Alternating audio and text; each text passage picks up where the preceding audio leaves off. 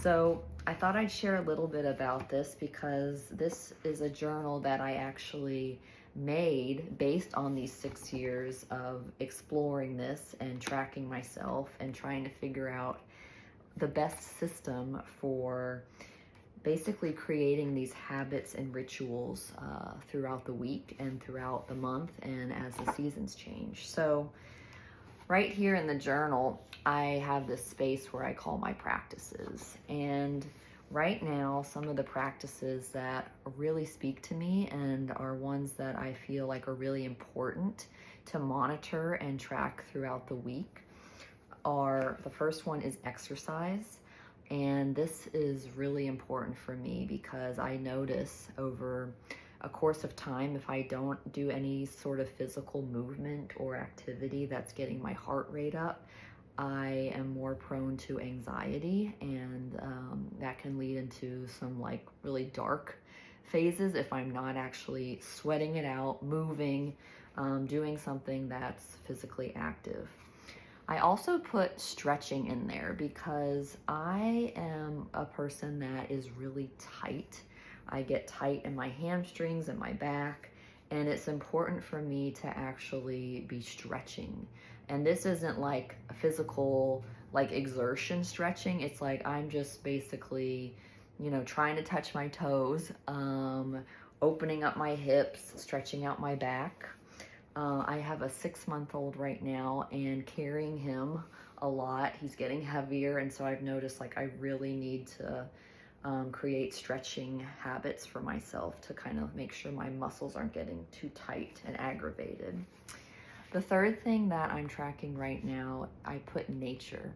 And this is basically to help me stay focused on getting outside. And I try to do this every day. Even here in Minnesota in the winter when it's freezing cold, I still try to make sure I'm getting out in nature because that helps me really stay grounded, and it brings a lot of calming energy to me, and is also just really good to be out in the woods near my house or just at a park or strolling around the neighborhood.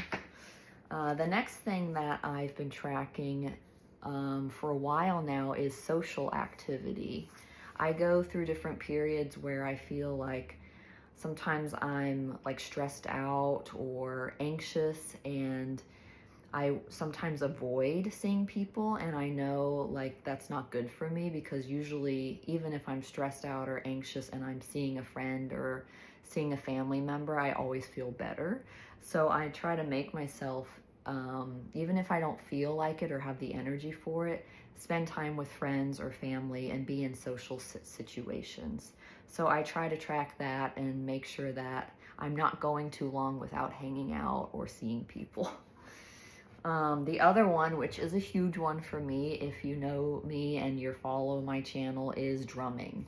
And drumming is something that has always been a consistent thing in my life. It helps me really stay active and like an instrument that I love. Drumming brings me a lot of joy. It energizes and soothes me based on the type of drum I'm playing, and is just a fantastic outlet for me, and is, in my opinion, one of the most tangible ways you can actually start to understand rhythm is by feeling it through the drumming.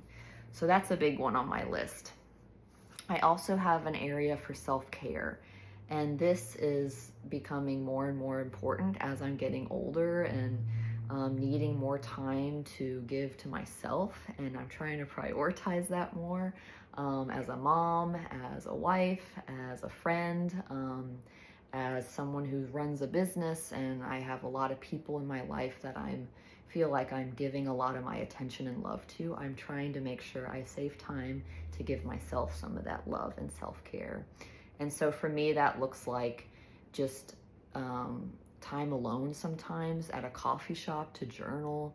It looks like taking a sauna, taking a cold plunge, getting a massage if I can, taking some time to even just clip my toenails. If I can get paint on them, that's a bonus right now, but just something that's for me and is for my own self. And that's been a really big practice I've tried to get better at too. I also have these 3 areas that I always do called read, write, and create. And this is really important for me as someone who's always trying to learn new things and has a lot of hobbies and interests. Reading about things, learning about things, writing them and reflecting on them, and then saving time for creation. I really love making things, creating things. I need to be expressing my creative side to feel like I'm whole and like I'm expressing my personality and in touch with myself. So that's something I'm always trying to make sure I save time for, is just time for active creativity. The other one is phone calls, and this is mostly because I don't live close to a lot of family members, and a lot of my friends don't live close by where I can see them all the time. So I try to save time each week to make at least 1 or 2 phone calls to my mom, my dad, other family members, friends that I haven't seen in a while. So that's one that I try to track as well. And the last 2 are 2 new ones that I just started doing since I had my son. And this is personal time for myself and then time with just my husband, Steve. And so I just started tracking this 6 months ago because I recognize that now that I have a kid, it's really important for me to have time alone to kind of re-energize and center myself and reflect and just kind of recalibrate. And also time with my husband. So we're trying to make sure we're having enough date time for each other. So anyways, this is kind of a detailed overview of just the practices section in this journal. I have all kinds of different ways to guide the process for doing this. I have a little bit of a kind of guide or cheat sheet on how someone could approach doing a journal this way, where there's things throughout the week, different practices you can track, goals for the month or the week that you're working on.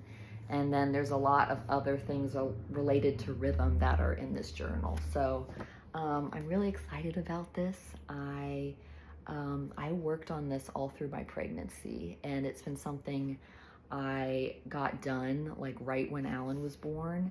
And it's been like a 6-year process of doing this. And now I have some available. I only printed a select few, but they're on my Etsy shop if you are interested in following along and using this to track your own rhythms. It's really cool. And I'd love to hear what you think about some of the journal prompts in here too. So thank you everyone, and have fun journaling, and hope you're having a beautiful day in rhythm.